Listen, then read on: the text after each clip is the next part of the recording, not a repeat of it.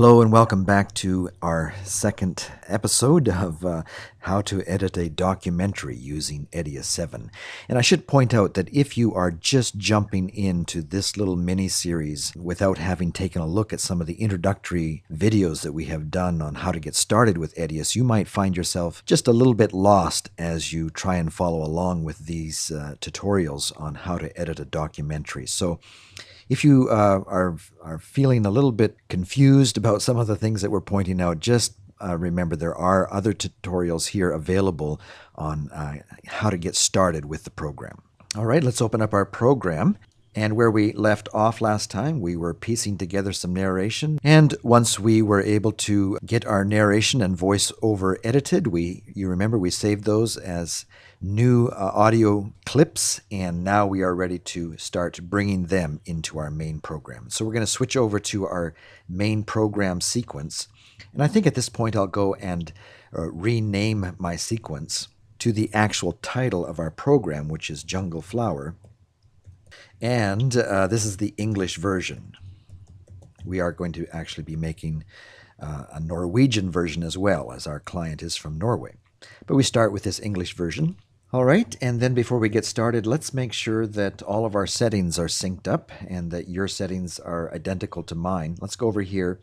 For this tutorial, let's make sure that we are in the overwrite mode, and you'll see that indicated by the amber or orange down arrow that is pointing to a symbol of the timeline. And that puts us in the overwrite mode of editing. And we're also going to set our ripple mode to be off.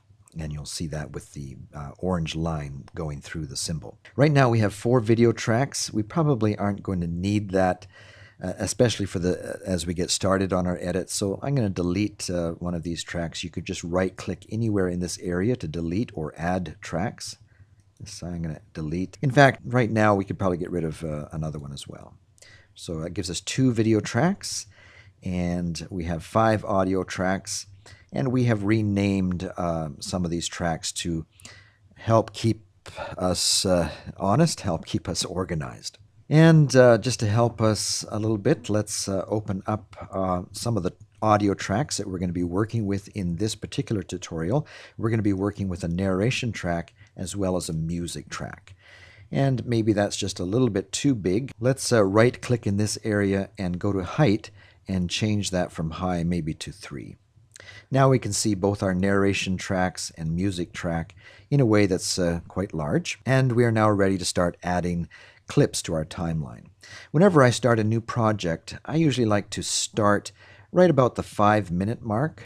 If it helps, you can expand out your timeline a little bit and position that playhead right about the 5-minute mark. And there are several reasons why we might want to leave some space there. First of all, it can act as a kind of quick scratch area if you want to quickly work on a little clip before you add it to the main program. Well, this gives you a little area to work in without having to go and switch over to your scratch sequence to work on a little clip before you add it.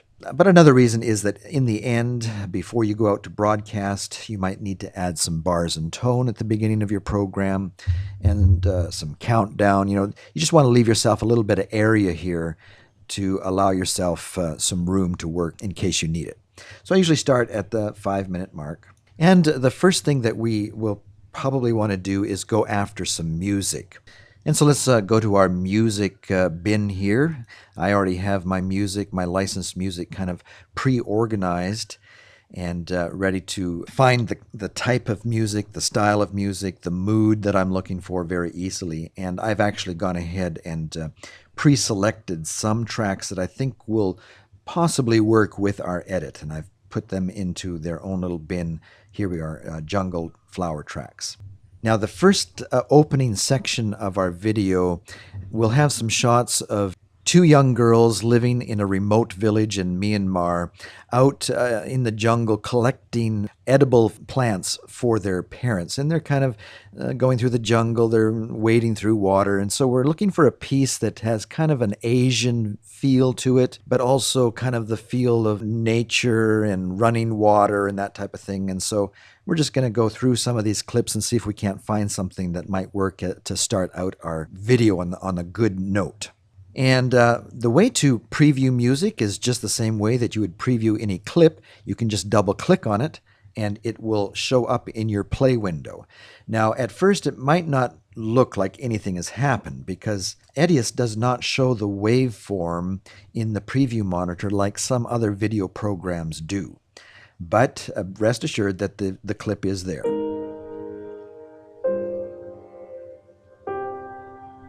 Well, that one's probably a little slow. Let's try the next one. Just another version of that, probably a different length. Let's click on the next one, and as you double click on each of these, they will show up. So you can just quickly go through your list here, double click, and hit your space bar to play it. Yeah, probably too slow again. Keep going. Well, that's a little better.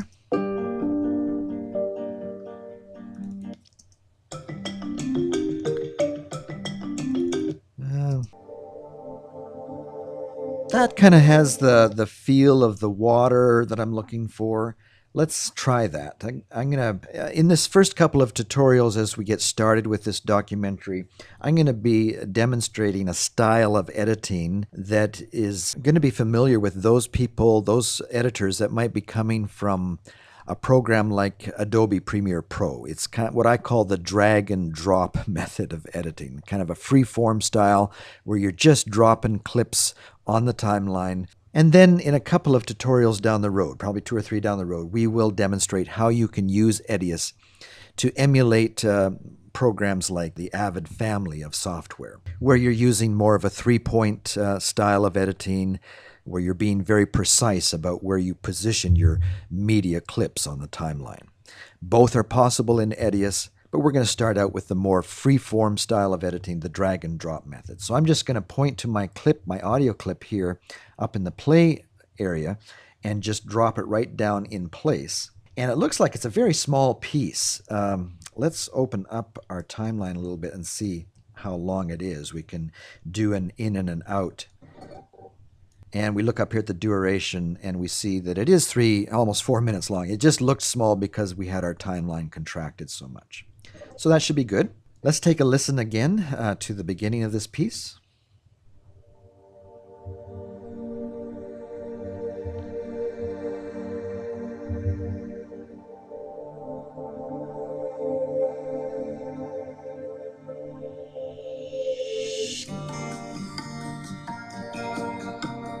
Well, it does have a very long, slow beginning, and so we might actually do a little edit on the music piece itself. Let's open this up a little bit, and I'm going to just grab the end of that and trim it back and maybe start our piece right about there and see if that works just a little better, and we'll dissolve that up just a little bit.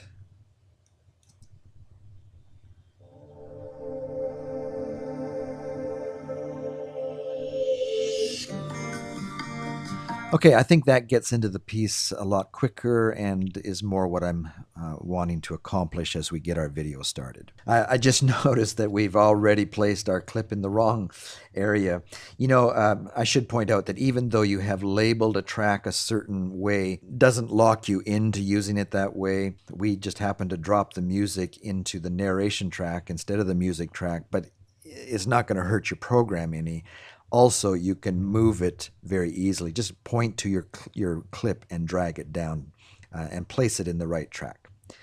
And we'll try and keep ourselves organized as we do this edit. Now you'll find that as you start to work with commercial music, that very often it comes in too loud for use in documentaries. Might be fine for a music video that is just primarily music and visuals, but when you want to hear more of the ambient audio of the actual clips or narration, voiceover tracks, we're really going to need to bring the music track down. And so let's first of all take a look and see what level this audio is at as it comes in by default.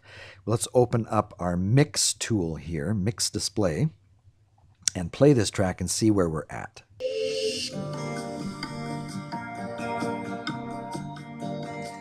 Well, as it gets into the track, we see that it's even too loud probably for just a music video. When you start seeing the amber buttons there, you know that it's getting into the danger zone. Really, ideally, you don't want your audio for a digital project to be peaking more than about minus 12 dB. If you export a video like this, where the audio is bumping up into the amber zone there, or worse yet, even into the red zone, while it might sound fine on your edit system, when you export that to a digital file and distribute it in a variety of different ways, there are going to be devices that play that back. The people will hear distortion or clipping, audio clipping, if you distribute a digital project with audio levels that high. So let's drop that down, and we've pointed out how to do that. Just hold down your Alt key and drop down this main portion of the audio. Even as we get started, before we even start to hear the narration, we don't want that audio to be that loud.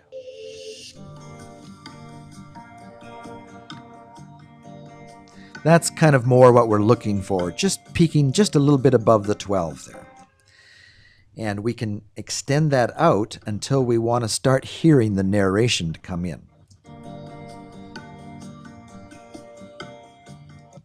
I think right about there we could start hearing the narration track. And so what we want to do at this point is bring the music track way down so that we will be able to hear the narration.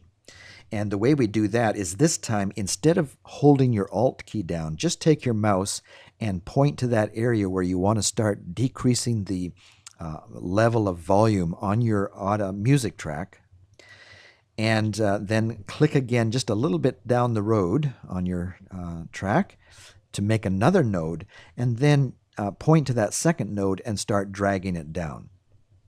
And you'll notice that the amber line comes down at that point, but gradually increases as the track extends out. So what we need to do is go somewhere down the road and just grab a hold, make another node, so that your music isn't gradually increasing after you've decreased it. Now we can barely hear the audio, so we might realize we've dropped it down just a little bit too low. Let's bring that back up a little bit. A general rule of thumb here in a documentary film is that music is nice to set a mood, but you don't want it to overpower the message of your film. You don't want the music being so powerful that people can't follow the message that is being said. If the music is stronger or more overpowering than the actual narration or the interviews that you're doing, then it's way too loud. As nice as music can be, you want to just make it minimal when it comes to being the underlying bed of your video. People should not even almost be aware that there is music playing when the narration is happening. Okay, so with that, I think we're ready to add our narration. And let's go find our narration in our narration bin. And here it is here, part 1. We can just drag and drop that down to our narration track, track 2. And once you've got it pretty much in place, you can hit the space bar and see how it sounds as it mixes together. Hawa is 13 years old. Well, let's maybe either slide our narration track down a little bit or adjust where we actually bring the audio down. Hawa. Well, maybe that's too much now. Let's pull it back a bit. Hawa is 13 years old and lives in a remote village in the state of Karen. All right, so that's mixing together very well, I think. Now, just because we have exported this piece with the timing that we did when we recorded it in the studio does not mean that we're locked into that. We can, at this point, send our focus, first of all, to the second track, the narration track, and then use our C key to cut our narration track in two, and then point to the second part that we've created and drag it down the timeline a little bit. And you will find that as you lay your narration track down, as you imagine the video clips that you have to work with, that you might want to actually create a little bit more space in your narration than what you did when you pieced it together, or the way you recorded it, or the way your talent sent it to you. So let's notice how that works now. Also known as Burma. Her name. Okay, so we've got a nice little space there. What we want to do now is bring the music back up to cover that space, so that it'll add a little emotion and bring the music feel back up again. Remind people of the music that's there. And the way I heard the music coming in there right at the end of this first section of narration, I think I'm going to slide that back, just bump it back just a little bit, and create my node there, and lift up my music to about there, and put another node here, and then drop the music back down again for when the narration continues. And let's see how that sounds. Also known as Burma. Her name, when translated. Let's maybe bump this down a little bit, and we see that we have a little section of audio there that's, again, just picking up noise from the narrator's mouth probably opening. We don't need that, and so let's get rid of that. Just trim it back. Her name, when translated, means... And the music is just a little bit loud in the mix there. Let's bring that down some more. Collecting leaves and other edible plants that they can bring back to their families. Her best friend's name. I think probably the narration calls for another break there. So again, with our C key, let's cut that in two and drag our narration down a little bit, and do the same thing with our music. Let's bring our music up again as we imagine the type of shots that we're going to fill in that little gap with, to add a little bit of interest and break in the narration.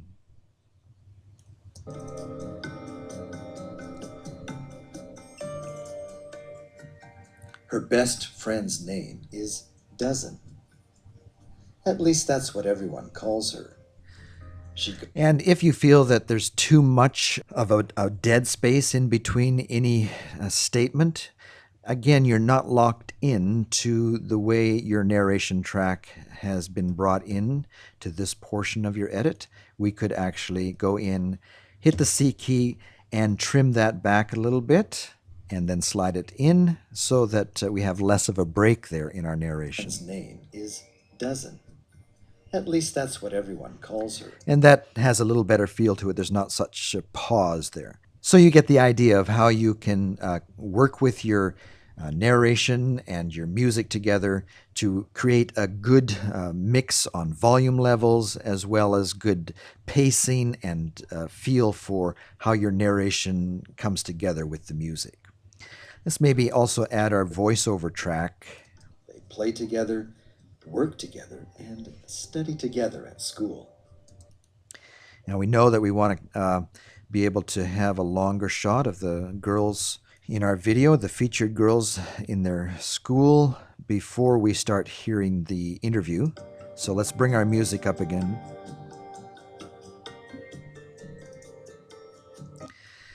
And we'll probably drop it back down again there. And the way I usually work with cross-language interviews is I show a little bit of the interview to start with, and so that we can hear the actual native language. So let's go after one of these clips where we interviewed the girl. Okay, and once we've found the interviews here, let's double-click on them and take a look and listen. Hit your space bar. And we're just going to, again, drag and drop that from our play window. We'll point it to video track 1 so that it shows up on video track 1, right about here where the music drops down again. Now, because we are going to be wanting to bring in the English voiceover track and probably use our narration track for that, what we're going to probably do at this point is create a new track of audio to put in the actual interview audio. So let's right click over here and go down to add track to above, and hit OK to add just one track.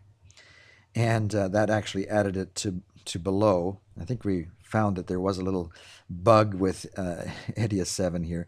But know that you can just point to any audio track or video track for that matter in this left-hand column, and with your mouse slide it up to reposition them. So now we have actually placed it up at the very top. Let's maybe put it down between ambient audio and the narration track, and let's rename that. We'll call it interview audio. And now we can point to that little piece of audio that comes with that interview clip, and with our mouse just slide it up one track and it'll land there. And now we're fine. Let's maybe open that up so we can see the waveform. And we're also going to want to probably adjust that audio here. So we might as well turn our volume on here so that we can make an adjustment right on the waveform itself. Okay, so we're coming right out of a clip here of probably this girl and her friend in school, and now we dissolve probably up into this interview of her. Right about there, just as we hear just a little bit of what she says, we could start bringing her actual audio down, and we can do that in the way that we've learned how to adjust audio levels. And so we can point to this and drag it down. And when you're adjusting this audio level, I like to still hear the native speaker just a little bit in the background. So don't put it down too low. Something like that. And now we can go after the English translation statement and just drag that into place and put it right to that point where the audio is starting to come down. And if we need to, let's open up our timeline a little bit just to be able to position that a little better. Dozen is my best friend. We do everything together. If I ever have a problem, I know I can talk it over with her. All right, and we see that that doesn't necessarily time up the best because we let her talk a little bit at the beginning. But that's okay because we can be out of the visual of her. We can cut to some B-roll or cutaway shots of her playing together with her friend, and we'll be fine. Okay, so that gives you a good idea of how you can start piecing your program together, starting with a nice piece of music, adding your narration, timing up your narration so it has a good feel with the music, and then start adding your voiceover. And we've, I think, got a good start to our program. In our next tutorial, we'll start adding some of the B-roll or the visuals of the two girls as they work together in the jungle collecting edible plants for their families. And for now, I believe that does it for this installment of How to Edit a Documentary using Edius 7.